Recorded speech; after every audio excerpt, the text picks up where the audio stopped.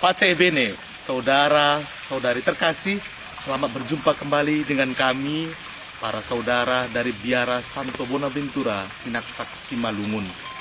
Dalam kesempatan kali ini, kita akan berbagi bersama untuk melihat dan mendalami tentang orang-orang kudus dalam gereja Katolik. Dan pada kesempatan ini, kita akan mengenal lebih dekat Santo Laurentius, diakon dan martir. Bersama kita telah hadir saudara Pastor Laurentius Sialoho yang akan berbagi kepada kita semua untuk mengenal lebih dekat Santo Laurentius. Baik, Pastor, selamat datang dan selamat berjumpa kembali bersama kita di biara ini untuk berbagi bersama dengan saudara-saudari kita dimanapun berada. Pastor, nama Pastor adalah Laurentius, nama yang memberi arti bagi gereja dan terutama bagi pastor sendiri. Maka kami meminta pastor untuk berbagi bersama kita di sini untuk lebih mengenal, lebih mendalam Santo Laurentius. Siapa itu Santo Laurentius, Pastor? Ya, Santo Laurentius yang konon adalah orang Spanyol, dan dia termasuk dari 7 diakon agung di Roma ya, yang setia melayani Bapak Uskup, ya, Bapak Paus, ya, Uskup Roma, dan dalam tugasnya diserahkan untuk melayani orang-orang kecil. Ya. Jadi dia ditugaskan sehari-harinya untuk membagi-bagi derma kepada orang-orang miskin di kota Roma, sehingga dia cukup dikenal, ya, bahkan mungkin yang paling terkenal dari ke-7 diakon agung yang ada di Roma pada saat itu. Oh, begitu. Memang kita ketahui bahwa salah satu tugas diakon adalah untuk melayani orang-orang miskin.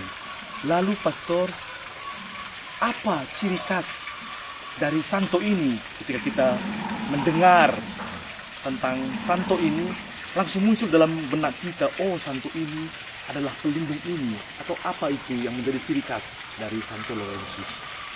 Yang menjadi ciri khas dari Santo Laurentius ialah, ya, sebagai diakon tentu dia sungguh-sungguh melayani gereja, ya.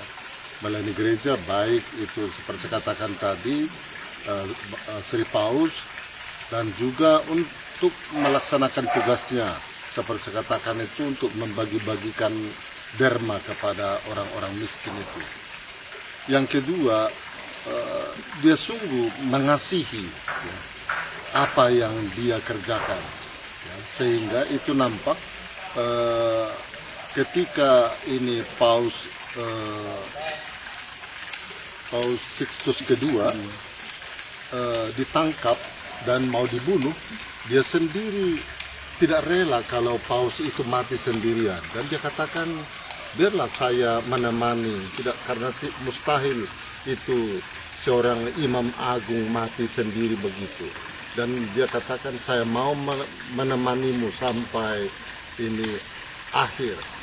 Ya, tetapi ya Paus Sixtus itu ya meredakan emosi daripada ini. Laurentius sudah mengatakan, ya, jangan menangis, jangan sedih, saya akan bertemu dengan Yesus yang mulia, dan kamu pun nanti 3 hari lagi akan mengalami seperti saya, jumpa dalam kemuliaan. Dalam hal ini Santo ini Laurentius begitu setia, ya. Jadi ada ini, ya, begitu setia kepada gereja dan sungguh setia dalam imannya begitu. Dan bahkan dia juga menjadi martir. Ya. Begitu. Lalu menurut legenda ada hal yang sangat khas dari Santo ini saat penganiayaan oleh Kaisar Valerianus. Dia diminta juga untuk, selain dianiaya, dia diminta juga untuk menyerahkan kekayaan gereja. Apa yang terjadi pada saat itu, Pastor? Ya karena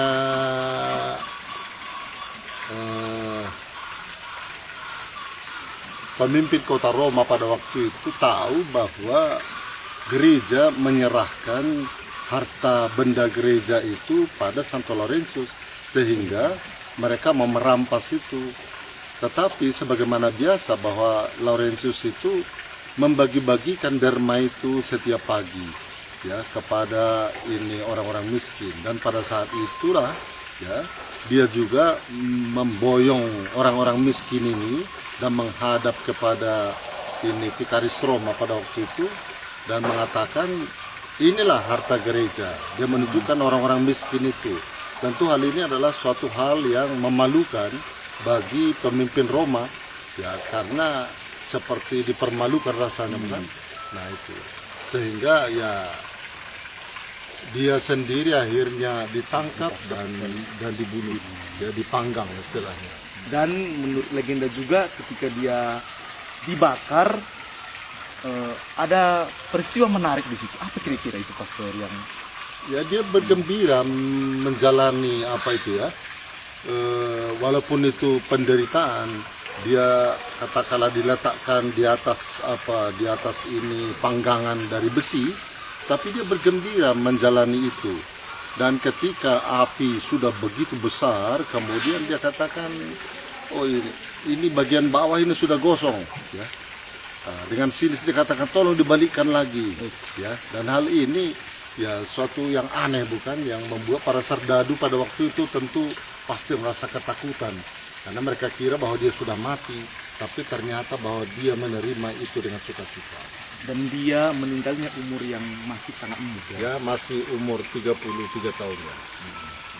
Umur Yesus, Umur Tuhan Yesus ya. Dan pastor juga sudah pernah di Roma. Lalu bagaimana devosi kepada santo ini, dan apakah ada satu tempat yang didedikasikan untuk dia secara khusus di Roma? Ya, Santo Laurentius di Roma itu sangat dihormati ya.